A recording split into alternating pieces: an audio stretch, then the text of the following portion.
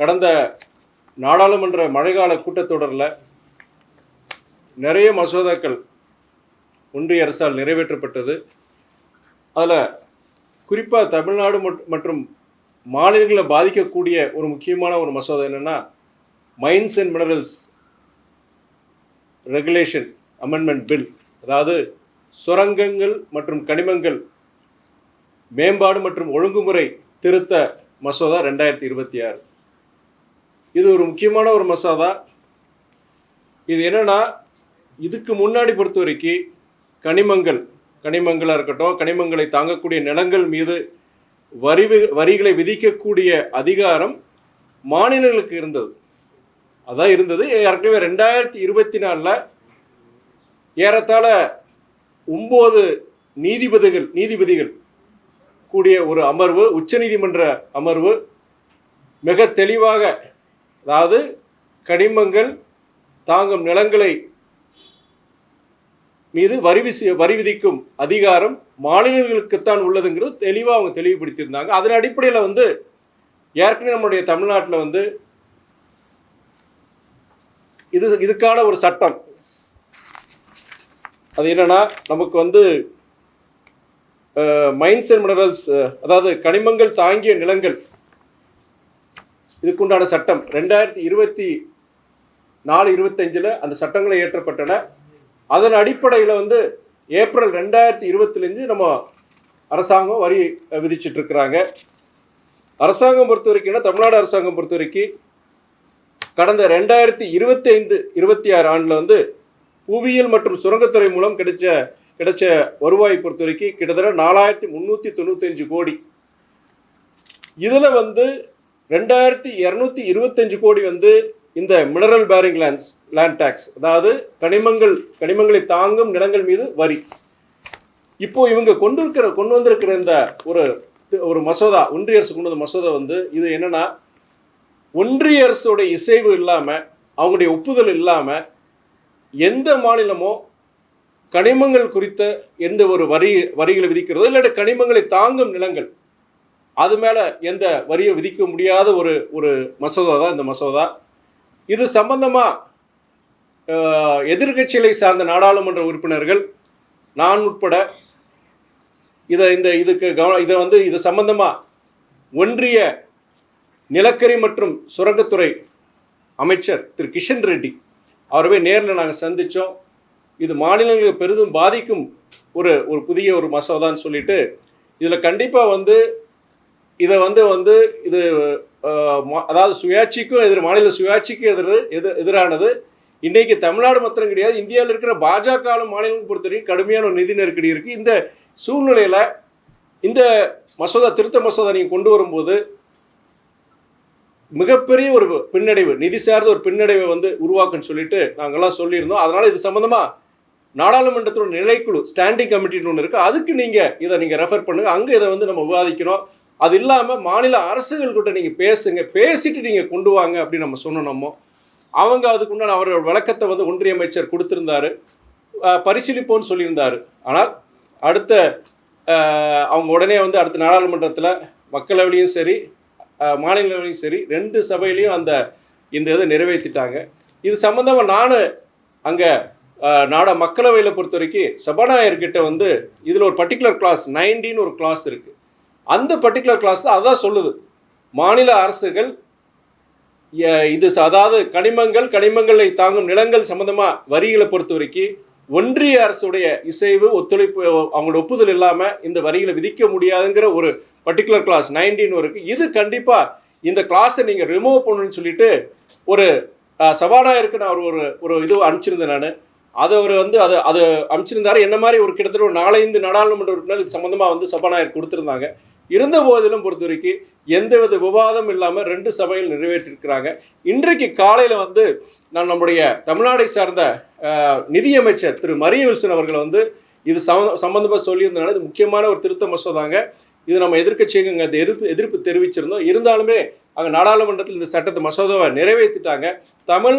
தமிழ்நாடுக்கு மிகப்பெரிய பாதிப்பை உருவாக்கும் இந்த மசோதா பொறுத்த வரைக்கும் இதை அவங்க திரும்பி பெறணும், ஒன்றிய அரசு திரும்பி பெறணும். அதுக்கு தமிழக அரசு குறிப்பாக எல்லா விதமான நடவடிக்கைகளையும் எடுக்கணும், சட்ட ரீதியான நடவடிக்கைகளையும் எடுக்கணும். அவங்க ஒப்புதல் அதுக்கு இல்லை, கண்டிப்பாக நாங்கள் நிறைவேற்றி ஆகணும்னு சொல்லி மசோதா வந்து இப்போது அவங்க நிறைவேற்றிட்டாங்கன்னா கண்டிப்பாக சட்ட ரீதியான இதுக்கு உண்டான முன்னெடுப்பில் எடுக்கணும்னு சொல்லிட்டு நம்முடைய தமிழ்நாட்டுடைய நிதியமைச்சர் திரு மரிய செல்வன் அவர்கள்ட்டையும் நேரில் சந்தித்து நான் சொல்லியிருந்தேன். அவரும் இதை சொன்னார். அவர் சொல்லும் பொழுது சென்ற ஆண்டு 2025-26 பொறுத்தவரைக்கும் கிட்டத்தட்ட 4000 லட்சம் கோடி. ஆனால் இந்த வருஷம் நாங்கள் பட்ஜெட்டில் பொறுத்தவரைக்கும் கிட்டத்தட்ட இதுக்கு கிட்டத்தட்ட 11,000 கோடி நாங்கள் இந்த கனிமங்கள் மூலிமா கனிமங்கள் சார்ந்த நிலங்கள் சம்பந்தமான வரியை பொறுத்த வரைக்கும் நாங்கள் 11,000 கோடி நாங்கள் சொல்லியிருக்கிறோம். நான் சொல்லியிருந்தேன். நான் படிச்சிருந்து சொன்னேன். இதன் அடிப்படையில் இது ஒரு மிகப்பெரிய ஒரு பாதிப்பு. ஏற்கனவே உங்களுக்கு தெரியும், தமிழ்நாடுடைய மொத்த கடன், தமிழ்நாடு அரசுடைய கடன் பொறுத்த வரைக்கும் கிட்டத்தட்ட ஏறத்தாழ 11 லட்சம் கோடி. அதில் வந்து நம்முடைய ஃபிஸ்கல் டெபிசிட், நிதி பற்றாக்குறைங்கிறது கிட்டத்தட்ட 1,22,000 கோடி ஏறத்தாழ. ஏற்கனவே கடுமையான ஒரு நிதி பற்றாக்குறை இருக்குது. ஜிஎஸ்டி 2017 அறிமுகப்படுத்தினதுக்கப்புறம் இப்படிப்பட்ட கடுமையான ஒரு நிதி பற்றாக்குறை இருக்கும்போது இது போன்ற கனிமங்கள், இது போன்ற இதில் தான் ஒரு 3-4 இதில் தான் நமக்கு நிதி தமிழ்நாடு அரசாங்கங்கள், மாநில அரசாங்கங்கள் நிதியே கிடைக்குது. இதில் வந்து அவங்க கை வைக்கும்போது மொத்தத்திலையும் பொறுத்த வரைக்கும் மாநிலங்களுக்கு பொறுத்த வரைக்கும் எந்தவித நிதி ஆதாரமும் இல்லாமல் ஒன்றிய அரசு சார்ந்திருக்கக்கூடிய ஒரு கட்டாய சூழ்நிலை வரும். இது வந்து என்னன்னா, நீங்கள் ஆரம்பத்திலே அரசியல் சாசன சட்டப்படி நிலங்கள் மீது முக்கியமாக ஸ்டேட் சப்ஜெக்ட் அதில் வந்து இன்னைக்கு ஒன்றிய அரசு அப்படி ஒரு இது வந்து மாற்றத்தை கொண்டு வர்றாங்க. இது எதிர்காலத்தில் மிகப்பெரிய பின்னடைவு தமிழ்நாடு மட்டும் கிடையாது, அனைத்து மாநிலங்களுக்கும் மிகப்பெரிய ஒரு பின்னடைவு உருவாக்குன்னு சொல்லிட்டு இது மாநில சுயாட்சிக்கு எதிரானது, மாநில அரசுகளுடைய நிதி ஆதாரத்தை குறைக்கக்கூடிய ஒரு இதுன்னு சொல்லிட்டு கண்டிப்பாக தமிழ்நாடு அரசு, நம்முடைய மாண்பு முதலமைச்சர் அன்பு திரு ஜோசப் விஜய் அவர்களும் இதுக்குண்டான முன்னெடுப்புல எடுக்குன்னு சொல்லியிருந்தாரு. கண்டிப்பாக நல்ல விஷயங்க. அவர் நன்றி தெரிவித்தார். இது ஒரு முக்கியமான விஷயம். நீங்கள் இதுக்கான முயற்சி எடுத்துக்கு நன்றி தெரிவித்தார். கண்டிப்பாக தமிழக அரசு இதுக்குண்டான முன்னெடுப்பில் எடுக்கணும் அவர் சொல்லியிருந்தார். சார், நீங்கள் அதில் சொல்லும்போது மத்திய அரசுடைய ஒப்புதல் தான் வரி விதிக்கணும் அப்படின்னு சொல்கிறாங்க. அது ஒரு வகையில் நல்லது தானே சார்? மாநில அரசும் மத்திய அரசும் சேர்ந்து ஒரு முடிவு பண்ணுறது நல்ல விஷயம் தானே? இல்லை, அது என்ன பாதிப்பு அதில் ஏற்படும்? இல்லை, உங்களுக்கே தெரியும், 2017 ஜிஎஸ்டி அமலுக்கு வந்ததுக்கு அப்புறம் பொறுத்த வரைக்கும் நமக்கு வந்து வர வேண்டிய நிதி, யாருக்கும் உங்களுக்கு பத்திரிக்கை எல்லாருக்கும் தெரியும், உங்களுக்கு கிட்டத்தட்ட நம்ம 1 ரூபா கொடுத்தா நமக்கு கிடைக்குது 29 பைசா தான் நமக்கு கிடைக்குது. இப்படிப்பட்ட சூழ்நிலையில் வந்து தமிழ்நாடு நம்மளே வந்து மாநில அரசுகள் வந்து நம்மளே வந்து சுயமாக அந்த மாதிரி இந்த நிதி இது பண்ணுறதுல இதெல்லாம் ஒன்று கனிமங்கள் பொறுத்த வரைக்கும் இதில் பொறுத்த வரைக்கும் ஒன்றிய அரசு பொறுத்த வரைக்கும் இதுவுமே எங்களுடைய ஒப்புதல் இருக்கணும். நாளைக்கு ஸ்டாக்ஸ் ஸ்ட்ரக்சரே மாற்றலாம். இப்போ அவங்க என்ன சொல்கிறாங்கன்னா, கிட்டத்தட்ட 85 விழுக்காடு வரைக்கும் இது கனிமங்கள் சம்பந்தமான வரி பொறுத்த வரைக்கும் மாநில அரசுக்குலாம் கிடைக்குது. இதில் வந்து மாற்ற போகிறது அதுவுமே மேஜர் மினரல்ஸ், அதாவது நிலக்கரி, காப்பரு, அதே மாதிரி உங்களுக்கு பிற என்ன லிக்னைட்டு, முக்கியமான 11 மேஜர் மினரல்ஸ் தான் நாங்கள் கை வைக்கிறோம். மைனர் மினரல்ஸ் கிட்டத்தட்ட 49 மினரல்ஸ் பொறுத்திருக்கு. அது வந்து நாங்கள் பண்ணலை. நாங்கள் என்ன சொன்னோம் அப்போ அமைச்சர்கிட்ட, நீங்கள் ஒரு ஜென்ரல் கிளாஸ் கொடுக்குறீங்க. அந்த ஜென்ரல் கிளாஸ் 9D கிளாஸ் என்ன சொல்லுதுன்னா, மாநில அரசுகள் கனிமங்கள் சார்ந்த நிலங்கள் மேலே வரி பொறுத்த வரைக்கும் எந்த வரியும் ஒன்றிய அரசுடைய ஒப்புதல் இல்லாமல் நீங்கள் கொண்டு வர முடியாதுன்னு ஒரு ஜென்ரல் கிளாஸ் போட்டிருக்கீங்க. நாளைக்கு டாக்ஸ் ஸ்ட்ரக்சரை மாற்றலாம். இன்னைக்கு 85 விழுக்காடு மாநில அரசுக்கு அந்த நிதி கிடைக்குதுன்னா நாளைக்கு அது 85 விழுக்காடு ஒன்றிய அரசுக்கு போகக்கூடிய சூழ்நிலை நீங்கள் உருவாக்கலாம். இதுதான் எங்களுடைய வரி. இதை தெளிவுபடுத்துறதுக்காண்டியே நீங்கள் ஸ்டாண்டிங் கமிட்டி நிலைக்குழுக்கு நீங்கள் இது பண்ணுங்க, மாநில அரசுங்கிட்ட பேசுங்க, அதுக்கு அப்புறம் நீங்கள் இந்த இதை கொண்டு வர மசோதா கொண்டு வரணும்னு சொன்னால். ஆனால் அவங்க நிறைவேற்றிட்டாங்க. இதில் என்னன்னா, நாங்கள் பேசும்போது ஒன்றிய அரசை சார்ந்த ஒரு அதிகாரி வந்து அந்த அமைச்சரோட பேசிட்டு இருக்க ஒரு கருத்தை சொல்றாரு.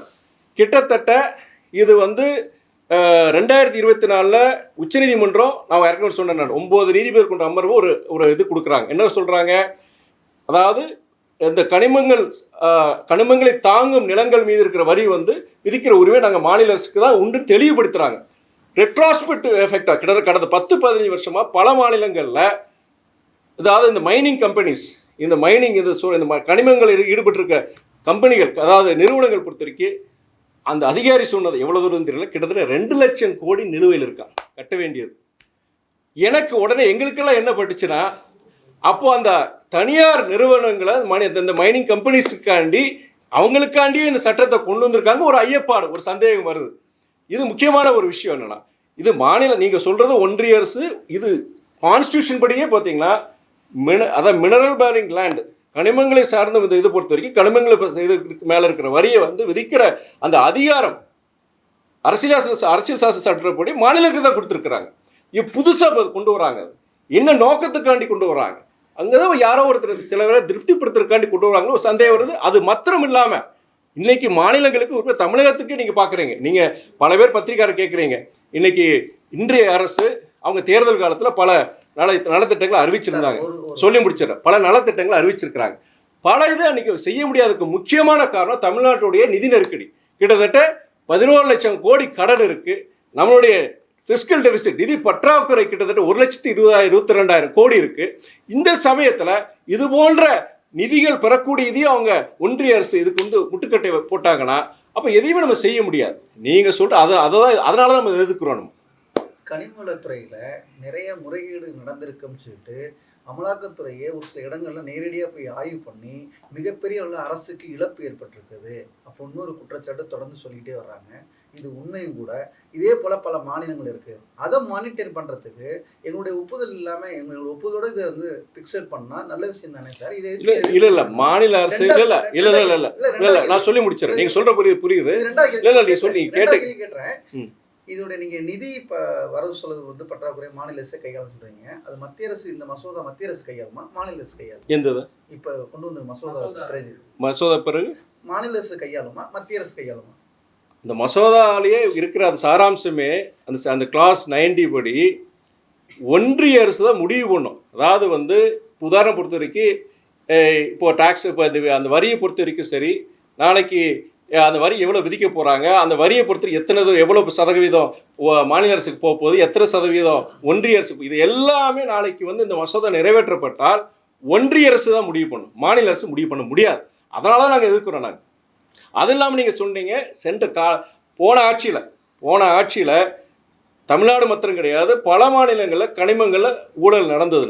அது பாஜக மாநிலங்களில் நடந்தது. அது இப்போ என்னன்னா, இப்போ நம்ம அரசாங்கம் வந்திருக்கு, தமிழக அரசாங்கம், குறிப்பாக மாண்பு முதலமைச்சர் அன்பு ஜோசப் விஜய் அவர்களுடைய தலைமையில் ஒரு அரசாங்கம் அமைச்சிருக்கு.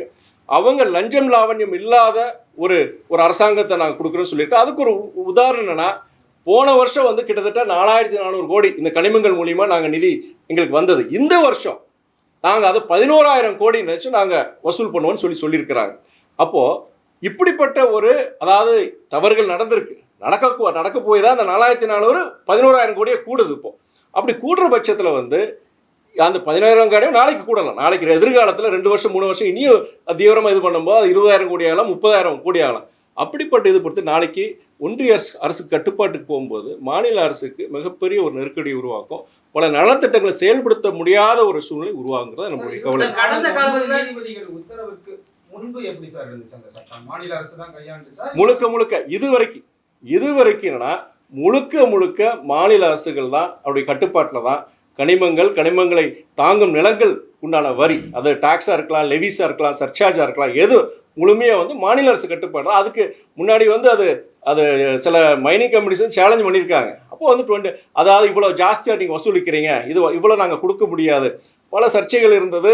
அவங்க அந்த வரியை கட்டாமல் இருந்திருக்கிறாங்க. அதான் அந்த அதிகாரி சொல்கிறார், கிட்டத்தட்ட 2 லட்சம் கோடி வந்து அவங்க கட்டாமல் இருக்கிறாங்க. நாளைக்கு இந்த உச்சநீதிமன்ற அந்த தீர்ப்புனால நாளைக்கு அது கட்டம்டா போகலாம் செய்யலாம். அவதான் அவசரமாக இந்த நிதியை கொண்டு வர மாதிரி சொல்லாமல் சொன்ன மாதிரி இருந்தது எனக்கு. அவர் அந்த கருத்து சொல்லும்போது 2 லட்சம் கோடி கடன் இருக்கு, 2 லட்சம் கோடி கட்ட வேண்டியது இருக்கு. இந்த சட்டம், இந்த மசோதா நிறைவேற்றப்பட்டால் ரெட்ரோஸ்பெக்டிவ் எஃபெக்டா இந்த கம்பெனிகள் வந்து மைனிங் கம்பெனிகள் கட்ட வேண்டியது கிடையாது. இப்போ தமிழ்நாட்டுக்கு சரி நாட்டுக்கு சரி எவ்வளோ பெரிய இழப்புது. அவங்க ஒன்றிய அரசு என்ன சொல்றாங்கன்னா, சில மாநிலங்கள் பொறுத்த வரைக்கும் அதிகமாக வசூலிக்கிறாங்க செய்கிறாங்க அப்படின்னு சொல்றாங்க. இப்போ ஜார்க்கண்ட்லாம் பார்த்தீங்கன்னா இந்த மைனிங் வச்சு அந்த அரசாங்கமே, அந்த அரசாங்கம் ஜார்க்கண்ட் முக்கியமான சில மாநிலங்களில் முழுக்க இந்த மைனிங் இதை வச்சு தான் இருக்கிறாங்க. அங்கே பெரிய தொழிற்சாலைகள் கிடையாது, அங்களுக்கு மக்கள் நல திட்டங்கள் அந்த அரசாங்கமே இதை வச்சு நடக்குது. அங்கெல்லாம் இது வந்து மிகப்பெரிய ஒரு பாதிப்பு உருவாக்குது. தமிழ்நாட்டுக்கு ஒரு பாதிப்பு தான், பிற மாநிலங்களுக்கு மிகப்பெரிய பாதிப்பு. இது இட் கோஸ் அகேன்ஸ்ட் ஃபெடரலிசம், அதாவது ஒரு கூட்டாட்சி தத்துவத்துக்கு எதிரானது. சில இதில் பார்த்தீங்கன்னா ஸ்டேட் சப்ஜெக்டில் இருக்குது. நீங்கள் மினரல் பேரிங் லேண்ட் சொல்கிறாங்கல்ல, அந்த நிலத்து மேலே அவங்க கை வைக்கிறாங்க. அதையே நாங்கள் ஒன்றிய அரசு நாங்கள் முடிவெடுக்குன்னு சொல்கிறாங்க. இது மிகப்பெரிய ஒரு மாற்றம்.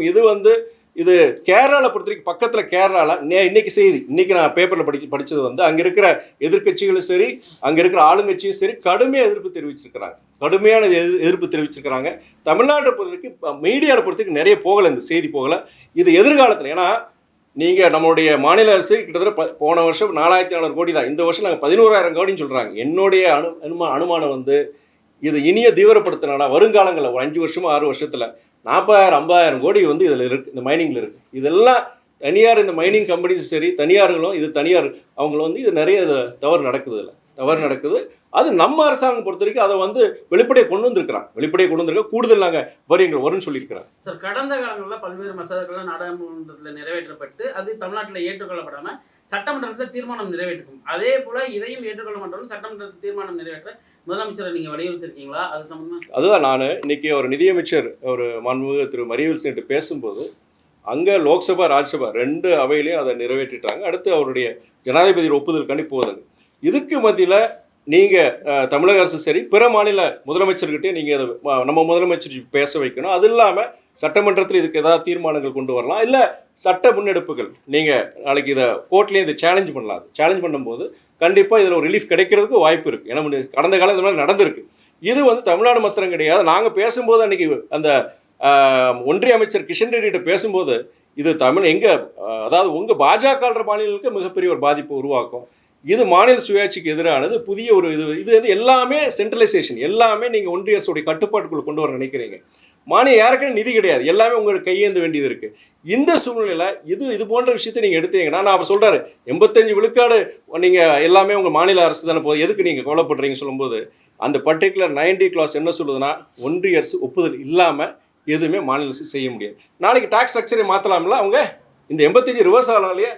அதனால தான் நாங்கள் சொன்னது இது மிகப்பெரிய முக்கியமான விஷயம். இன்றைக்கி மீடியா நிறைய பேர் வந்திருக்கிறீங்க, பிரிண்ட் மீடியா, விஷுவல் மீடியா வந்திருக்கீங்க. இந்த செய்தி பொறுத்த வரைக்கும் இன்றைக்கி தமிழ்நாட்டில் இருக்க பிற அரசியல் இயக்கங்களும் இதை முன்னெடுக்கணும். கேரளாவில் பொறுத்த வரைக்கும் இன்றைக்கி அங்கே இருக்க எதிர்கட்சிகள், ஆளுங்கட்சி எல்லாருமே கடுமையான கண்டனத்தை தெரிவிச்சிருக்கிறாங்க. அதான் இன்னைக்கு அதாவது இதை தமிழ்நாடு எதிர்கட்சிகள் என்ன சொல்றாங்க? நான் கேட்டதுனால இனியும் விளக்கமாக சொல்லிடுறேன். காங்கிரஸ் இயக்கத்தை சார்ந்த எதிர்க்கட்சி துணைத் தலைவர் கௌரவ் கோகாய் அவர் கூட இருந்தார். மகாராஷ்டிராவை சார்ந்த சரத்பவார் இயக்கத்தை சார்ந்த என்சிபி அந்த இயக்கத்தை சார்ந்த அவங்க சுப்ரியா சுலே அவங்க இருந்தாங்க. கேரளாவை சேர்ந்த ஒரு மூத்த நாடாளுமன்ற உறுப்பினர் பிரேமச்சந்திரன் அவர் இருந்தார். அதே மாதிரி திரிணாமுல் காங்கிரஸை சார்ந்த ஒரு மூத்த நாடாளுமன்ற உறுப்பினர், தமிழ்நாடை சார்ந்த திராவிட முன்னேற்ற கழகத்தை சார்ந்த நாடாளுமன்ற உறுப்பினர் அக்கா கனிமொழி அவங்க இருந்தாங்க. நாங்கள் இருந்தோம். நாடாளுமன்றத்தில் பொறுத்த வரைக்கும் அந்த ஒரு திருத்த சொல்லியிருந்தாங்க 90 கிளாஸ் ரிமூவ் பண்ணணும். அது என்ன மாதிரி கிட்டத்தட்ட ஒரு 4 எம்பிஸ் அவங்க ஏற்கனவே சொல்லியிருந்தாங்க. ராஜ்யசபாவில் பொறுத்த வரைக்கும் மாநிலங்களவையில் திருச்சி சிவா அண்ணா இது பேசியிருக்கிறாங்க. அது இல்லாமல் காங்கிரஸை சார்ந்த பிரவீன் சக்கரவர்த்தி பேசியிருக்கிறார். மற்றபடி தமிழ்நாடு சார்ந்த நாடாளுமன்ற உறுப்பினர்கள் அங்கே ராஜ்யசபாவில் எங்களுக்குனாச்சும் பேசுறதுக்கு வாய்ப்பு கிடைக்காது. நான் அறிவிச்சார் அவர் சபாநாயகர் சொல்லும்போது என் பேரெல்லாம் சொல்லி இதெல்லாம் அவங்க மறுப்பு தெரிவிச்சிருக்கிறாங்க, விவாதத்துக்கு உடனே சொன்னார். ஆனால் அமளியில் வந்து அது சபையில் விவாதம் நடக்கல, பாஸ் பண்ணிட்டாங்க. ஆனால் ராஜ்யசபாவில் வந்து ஒரு 2 நிமிஷம் 1 நிமிஷம் பேச விட்டுருக்காங்க. அதை வந்து என்னோட இது என்னன்னா, இங்கே இருக்கிற நாடாளுமன்ற உறுப்பினர்கள் பேசியிருக்கணும். அவங்க அடுத்த நாள் தான் வருது, ராஜ்யசபாவில் அடுத்த நாள் தான் வருது. அங்கே போய் அட்லீஸ்ட் நம்ம எதிர்ப்பை தெரிவிக்கிறதுக்காக அறிக்கை விடுறதோட அங்கே போய் பேசணும். அதான் என்ன நீங்கள் கேட்டதுனால சொல்கிறேன். நான்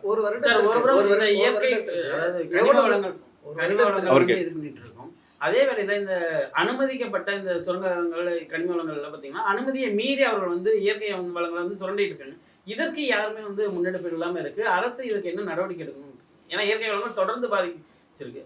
இது வந்து நீங்கள் சாதாரண நீங்கள் இந்த நம்ம கிரானைட் குவாரிலேருந்து நம்ம ஜல்லி எடுக்கிறாங்களே அந்த குவாரிலேருந்து நீங்கள் அதாவது கிரிட்டிக்கல் தாது மணலாக இருக்கட்டும், எல்லாத்துலேயும் பார்த்தீங்கன்னா அளவுக்கு அதாவது லட்சக்கணக்கான கோடிகள் தான் சொல்லலாம். நீங்கள் இந்தியா ஃபுல்லாக எடுத்துக்கிட்டீங்கன்னா தமிழ்நாடை பொறுத்த வரைக்கும் கிட்டத்தட்ட அது குறைஞ்சபட்சம் என்னுடைய அனுமானம் 50,000 60,000 70,000 கோடிக்கு ஊழல் நடந்திருக்குங்க தான் என்னுடைய இது காலங்காலமாக. இது ஒரு சிலர் இன்றைக்கி தமிழ்நாட்டில் உங்களுக்கு தெரியும், இன்றைக்கி நமக்கு நிதி கிடையாது, ஆனால் ஒரு சிலர் அதை இது பண்ணியிருக்கிறாங்க. இந்தியா ஃபுல்லாக நடந்திருக்கு. அந்த அதிகாரி சொல்லும்போது 2 லட்சம் கோடின்னு சொல்லும்போது தான் எனக்கு அப்போ தான் எடுப்பார். 2 லட்சம் கோடி அவங்க வந்து இது வரைக்கும் அவங்க கேஸ் கட்ட வேண்டியது இருக்குது. இப்போ இந்த சட்டம் நிறைவேறிச்சுன்னா, அப்போ இதெல்லாம் செல்லாதுன்னு வந்துருச்சுன்னா, மாநில அரசு இதெல்லாம் செல்லாதுன்னு வந்துருச்சுன்னா அது 2 லட்சம் கோடி அந்த மைனிங் கம்பெனிஸ் கட்ட வேண்டியதில்லை. அப்போ யாரோட இதில் வந்து புஷ் பண்ணுறாங்க, இவ்வளோ அவசரமாக புஷ் பண்ணுறாங்க. தமிழ்நாடு சொல்கிற மாதிரியே தான் இங்கேயும் பொறுத்த வரைக்கும் ஒரு சிலர் தான் அதை கண்ட்ரோல் பண்ணுறாங்க. மைனிங் இண்டஸ்ட்ரி இந்தியாவிலேயே கொஞ்சம் பேர் தான் அதை கட்டுப்பாட்டில் இருக்குது மைனிங் இண்டஸ்ட்ரி. இது வந்து என்னென்னா, இது இந்த அரசு இப்போதைய நம்ம தமிழக அரசு அதில் ரொம்ப தெளிவாக இருக்கிறாங்க. லீக்கேஜஸை கண்ட்ரோல் பண்ணோம். நீங்கள் நமக்கு வந்து வருவாய் பற்றாக்குறை இருக்குது. அதே நேரத்தில் அந்த வருவாயை கூட்டுறதுக்கு வந்து எல்லா விதமான முயற்சி எடுக்கிறாங்க. லஞ்சத்தை லாவணியத்தையும் குறைக்கிறாங்க. அதே நேரத்தில் நீங்கள் சொல்கிற மாதிரி இந்த ரெவென்யூ பேசிஸ்லையும் பொறுத்த வரைக்கும் கூடுதல் வருவாய் வர்றதுக்கு இந்த முயற்சிகளை எடுத்துட்டு இருக்கிறாங்க. சார், இந்த இயற்கை வளங்கள் கடுமையா பாதிக்கப்படுது. மலைகள் எல்லாம் கிட்டத்தட்ட ஒரு 75% மலைகளை வந்து முழுமையா குறைஞ்சிடுறாங்க. இதனால இயற்கை முழுமையா பாதிக்கப்பட்டிருக்கல. அதற்கு எந்த விதமான தீர்வும் இல்லாம இப்ப வரைக்கும் இருக்கு. நீங்கள் சொல்கிற மாதிரி பத்திரிகைலையும் சொல்கிறீங்க, ஒன்றிய அரசு அவங்க இது கடுமையான சட்டங்களை கொண்டு வரலாம். நீங்கள் கொண்டு வரலாம். தமிழக அரசு இப்போ புதுசாக வந்திருக்கிறோம், அவங்களும் சில சட்டங்களை கொண்டு வரலாம். நீங்கள் இது முக்கியமான கருத்து தான். இது நம்முடைய புதிய அரசாங்கம் இதை சொல்லியிருக்கிறாங்க, முதலமைச்சர் இதை வலியுறுத்தியிருக்கிறாங்க, அமைச்சரும் இதை பற்றி வலியுறுத்தியிருக்கிறாரு. அதாவது இது போன்ற அதாவது இயற்கை வளங்களை அழிக்கிற மாதிரியும் சரி, இயற்கை வளங்கள் அழிக்கிறது சரி, அதை இயற்கை வளம் அதாவது சட்டங்கள் இருக்குது. அந்த சட்டங்களை அது இல்லாமல் நிறைய இது நடந்திருக்கு. நீங்கள் அதாவது நிலக்கரி மாத்திரம் கிடையாது, நீங்கள் அதை சொல்லலையே, ஜல்லி முதற்கொண்டு நீங்கள் மலை குன்றுங்களே காணாமல் போயிருக்கு, மலை குன்றுங்களே காணாமல் போயிருக்கு. அதே மாதிரி நீங்கள் மண்ணு முதற்கொண்டு அதான் பண்ணியிருக்கேன். இப்போ சமீபத்தில் ஒரு இது நான் படித்தேன். நம்ம இது ஒரு முக்கியமான ஒரு இது வந்து சில தனிப்பட்ட சில நபர்கள் இதாகிறதுக்காண்டி இன்னைக்கு மாநிலத்துடைய இது அதாவது இயற்கை வளங்களும் அவங்க அளிக்கிறாங்க. இது முக்கியமான விஷயம் சார். இப்போ நம்ம இந்த சட்ட மசோதா கொண்டு வந்த பிறகு தமிழ்நாட்டுக்கும் சரி எவ்வளோ ஒரு வருடத்திற்கான இழப்பாக நிதி பற்றாக்குறை ஏற்படும்? நான் இந்த வருஷம் போன 2025-26 4400 கோடி சொல்லியிருக்கிறாங்க. அந்த 4400 2000 கோடி வந்து இந்த லேண்ட் பேரிங், அதாவது மினரல் பேரிங் லேண்ட் டேக்ஸ், அதாவது இந்த கனிமங்களை சுமக்கும் இந்த நிலங்கள் மீது கொண்டான வரின்னு சொல்கிறாங்க.